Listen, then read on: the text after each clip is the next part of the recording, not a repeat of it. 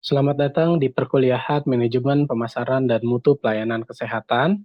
Perkenalkan, saya Dani Ferdian dari Departemen Ilmu Kesehatan Masyarakat, Fakultas Kedokteran Universitas Pajajaran. Pada kesempatan kali ini, kita akan membahas topik mengenai analisis situasi sasaran dalam pemasaran dan mutu pelayanan kesehatan. Topik ini menjadi penting karena ia merupakan tahap awal yang krusial dalam merancang strategi pemasaran sekaligus peningkatan mutu layanan kesehatan. Mengapa analisis situasi sasaran menjadi sangat penting? Karena tanpa analisis yang tepat, strategi yang kita susun hanya akan berdasarkan asumsi, bukan realitas kebutuhan masyarakat. Hasilnya, program atau layanan kesehatan bisa jadi tidak tepat sasaran, kurang diminati, bahkan gagal membawa perubahan yang diharapkan. Dengan melakukan analisis situasi sasaran, kita bisa memahami siapa sasaran kita, apakah individu, kelompok, atau masyarakat luas. Yang kedua, bagaimana karakteristik dan kebutuhannya, mulai dari demografi, perilaku, sampai hambatan yang mereka hadapi. Dan yang ketiga, nilai apa yang relevan, yakni bagaimana layanan kesehatan dapat benar-benar memberikan manfaat sesuai kebutuhan mereka. Analisis situasi tidak bisa dilakukan sembarangan. Ia harus berlandaskan kerangka teoretis yang kuat agar pendekatannya komprehensif. Ada beberapa pilar utama yang dapat kita gunakan. Yang pertama adalah marketing planning. Proses terstruktur mulai dari penelitian, analisis, penetapan tujuan, strategi, implementasi, hingga evaluasi. Yang kedua adalah situation analysis, menilai kekuatan, kelemahan, peluang, dan ancaman atau menggunakan SWOT. Yang ketiga, customer atau consumer analysis, bagaimana memahami profil konsumen, perilaku, kepuasan, dan loyalitas mereka. Kerangka ini membantu kita menilai situasi dari sisi internal maupun eksternal, dari konsumen maupun penyedia layanan.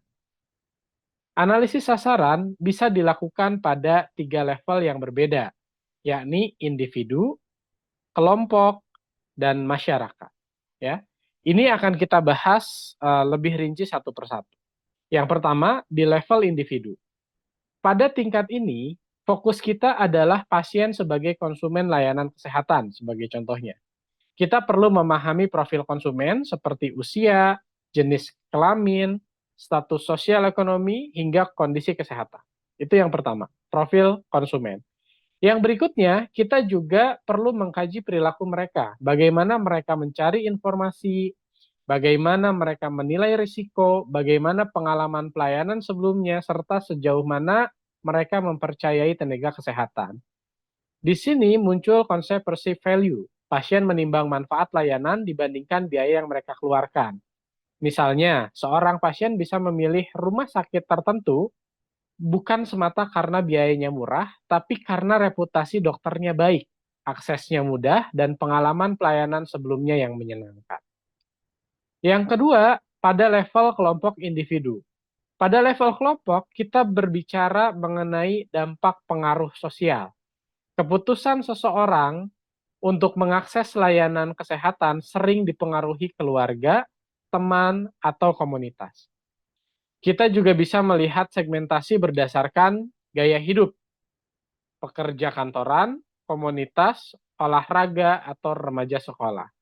Pendekatan segmentasi ini bisa menggunakan faktor demografis, psikografis, perilaku, maupun geografis.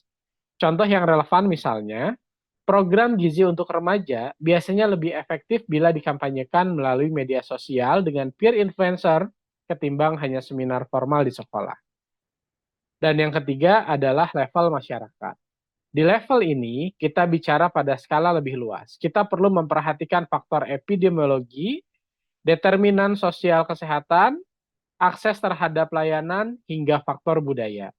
Tidak kalah penting, kebijakan dan lingkungan makro, seperti regulasi, perubahan demografi, perkembangan teknologi, dan kompetisi juga harus diperhitungkan. Pendekatan yang digunakan adalah pemasaran sosial. Bagaimana mendorong perubahan perilaku kesehatan melalui bauran pemasaran 4P atau produk, harga, tempat, dan promosi yang disesuaikan dengan konteks sosial budaya masyarakat.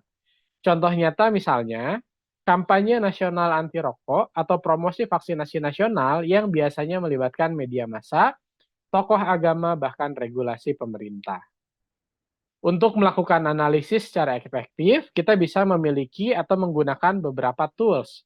Yang pertama bisa menggunakan SWOT analysis untuk mengidentifikasi kekuatan, kelemahan, peluang, dan juga ancaman. Atau IFAS dan EVAS untuk memberi bobot pada faktor internal dan eksternal, atau juga bisa menggunakan SFAS dan TOWS Matrix untuk merangkum faktor strategis sekaligus menyusun alternatif strategi. Bisa juga dengan menggunakan consumer journey mapping yang memetakan pengalaman pasien dari awal sampai akhir pelayanan dan market research melalui survei, focus group, hingga analisis big data dan media sosial. Semua tools ini membantu kita menyusun strategi yang berbasis data, bukan asumsi. Hasil analisis situasi sasaran akan berdampak pada 3 level tadi. Pada individu, kita bisa meningkatkan pasien center care dan juga pengalaman pasien. Dan pada kelompok, strategi community engagement bisa lebih efektif, misalnya dengan peer group atau edukasi berbasis komunitas. Dan di level masyarakat, kita bisa memperkuat advokasi kebijakan, menyusun kampanye kesehatan yang lebih tepat, serta membangun kolaborasi lintas sektor. Dengan demikian, analisis situasi sasaran bukan hanya langkah awal, tapi juga fondasi utama dalam manajemen pemasaran dan mutu pelayanan kesehatan. Sehingga, kesimpulannya adalah, jika kita ingin meningkatkan mutu layanan dan sekaligus memasarkan layanan kesehatan dengan efektif, kita harus memulai dari analisis situasi sasaran dengan memahami individu, kelompok, dan masyarakat secara mendalam. Penyedia layanan kesehatan mampu menyusun strategi berbasis bukti, meningkatkan mutu layanan sekaligus mendorong perubahan perilaku kesehatan yang berkelanjutan. Sebagai penutup, saya akan menyampaikan tugas untuk Anda. Silakan pilih salah satu layanan atau program kesehatan, lalu lakukan analisis situasi sasaran. Dalam laporan singkat sepanjang 5-7 halaman, Anda perlu menyertakan yang pertama adalah profil sasaran, meliputi demografi, perilaku, kebutuhan, dan sebagainya, analisis SWOT singkat, dan yang ketiga adalah rekomendasi strategi pemasaran dan mutu layanan. Laporan ini dibuat dengan format akademik dan dikumpulkan paling lambat 1 pekan setelah kuliah ini disampaikan melalui email dani.ferdian@unpad.ac.id. Demikian penjelasan untuk materi hari ini. Semoga Anda semakin memahami pentingnya analisis situasi sasaran dalam membangun strategi pemasaran dan mutu pelayanan kesehatan. Mari kita jadikan ilmu ini bukan hanya teori, tapi juga praktik nyata di lapangan untuk meningkatkan kesehatan masyarakat.